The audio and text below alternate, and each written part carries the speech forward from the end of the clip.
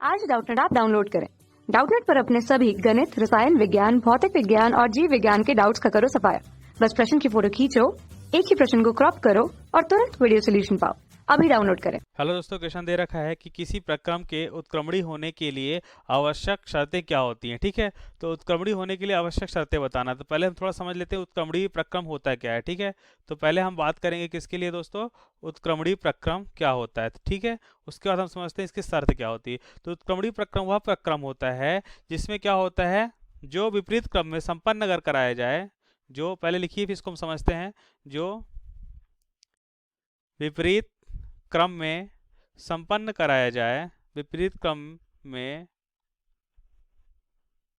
संपन्न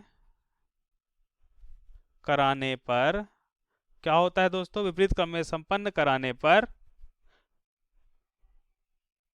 क्या होता है, वह सभी अवस्थाओं से होकर गुजरता है जिनसे होकर वह सीधे प्रक्रम में गुजरा था। ठीक है, जो विपरीत क्रम में संपन्न कराने पर यह उन सभी अवस्थाओं से होकर गुजरता है, उन सभी अवस्थाओं से होकर गुजरता है। क्या दोस्तों, उन सभी अवस्थाओं से होकर गुजरता है, जिनसे होकर गुजरता है, जिनसे होकर यह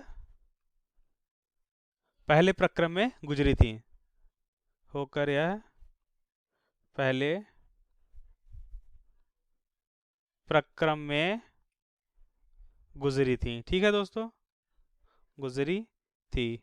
तो यहाँ से हम क्या देखते हैं, देखिए इसको हम थोड़ा समझते हैं पहले, फिर हम इसकी शर्तें समझते हैं। ठीक है, तो अगर हम देखें कि मानते हैं कि अगर हम एक ग्राफ ले रहे हैं दाब और आयतन के बीच में। ठीक है, माना कि कोई बिंदु ए पे दाब हमें P1 और आयतन V1 प्राप्त होता है। ठीक है, अब यह देखते हैं कि यह जो प्रक्रम हमें प्राप्त होता है, कुछ यह प्रक्रम इस दिशा से प्राप्त होता है। ठीक है, बिंदु बी पे चलता है, इस प्रक्रम से होते हुए बिंदु बी तक पहुंचता है और यहाँ का दाब मानते हैं क्या है, P2 और V2 है। ठीक है, प्रारंभ में कितना था, P1 और V1 था।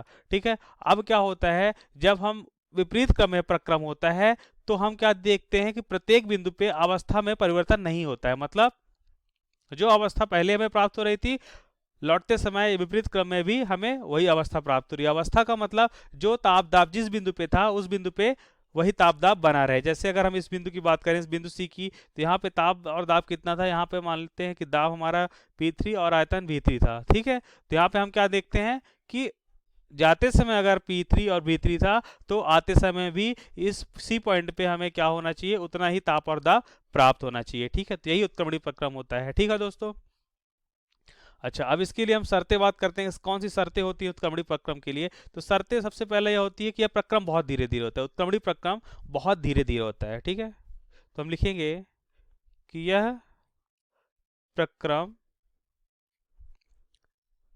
बहुत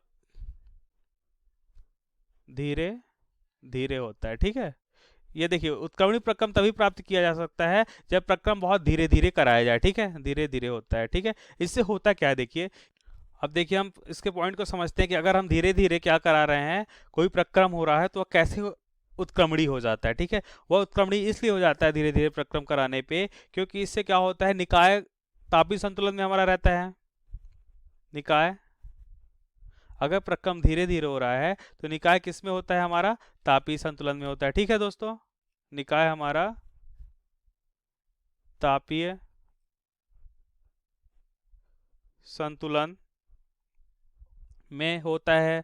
और क्या फायदा होता है देखिए, और हम क्या देखते हैं, और हम देखते हैं अगर प्रक्रिया धीरे धीरे हो रही है तो रासायनिक साम्यावस्था में भी होता है हमारा निकाय। ठीक है, तो निकाय क्या होता है, रासायनिक साम्यावस्था में होता है। रासायनिक संतुलन या साम्यावस्था। ठीक है दोस्तों, साम्यावस्था में होता है। और क्या होता है देखिए, जब प्रक्रम धीरे धीरे होता है और इसके साथ ही हम क्या देखते हैं कि वह यांत्रिक साम्यावस्था में भी होता है। जो निकाय है हमारा, मतलब कोई बल इस पे कार्य नहीं करता, अगर कार्य करता तो साम्यावस्था में होता है। ठीक है, तो निकाय यांत्रिक, इसको हम क्या बोलते हैं, यांत्रिक बोलते हैं। ठीक है, यांत्रिक साम्य अवस्था में होता है। ठीक है, इस कारण से प्रक्रम अगर धीरे धीरे कराएं तो वो कैसा होता है, उत्क्रमणी बना रहता है। ठीक है, साम्य अवस्था में होता है। ठीक है, अब हम बात करते हैं इसके अगले पॉइंट्स की। और क्या शर्तें होती है, एक शर्त तो हमने यह देखा।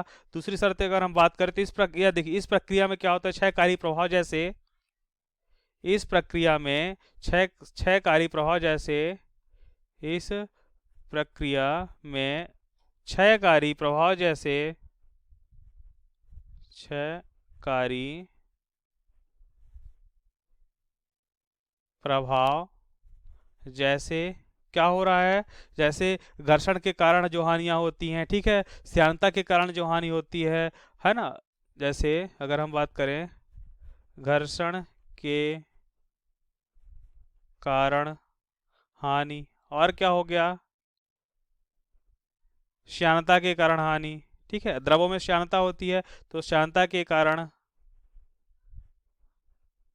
हानि। और क्या हो सकता है देखिए, और हम जानते हैं प्रतिरोध होता है तो विद्युत प्रतिरोध के कारण भी हानि होती है। ठीक है, विद्युत प्रतिरोध के कारण हानि होती है। ठीक है, तो यह सब क्या हो, अनुपस्थित हो, तो वह कैसा होता है, उत्क्रमणी प्रक्रम कहलाता है। ठीक है, तो प्रक्रम कैसा हो जाएगा, उत्क्रमणी प्रक्रम हो जाएगा। ठीक है, तो इस प्रक्रिया में क्षयकारी प्रभाव जैसे घर्षण के कारण जो हानि हो रही है हमारी, हानि नहीं होना चाहिए। ठीक है, हम जानते हैं घर्षण के कारण हानि होती है, श्यानता के कारण भी हानि होती है। द्रवों में देखिए श्यानता का गुण होता है। ठीक है, जिसके कारण क्या होता है, उसमें बहने, देखिए इसके कारण से क्या होते हैं, एक परत दूसरे द्रवों का जो एक परत होता है दूसरे परत का विरोध करती है। ठीक है, उनकी गति का विरोध करती है।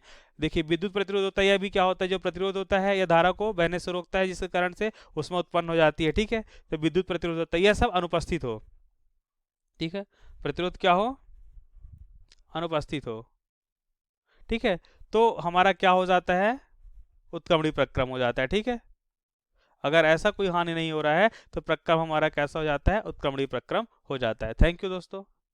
कक्षा 6 से 12वीं से लेकर नीट, IIT, JEE वो एडवांस के लेवल तक 1 करोड़ से ज्यादा छात्रों का भरोसा।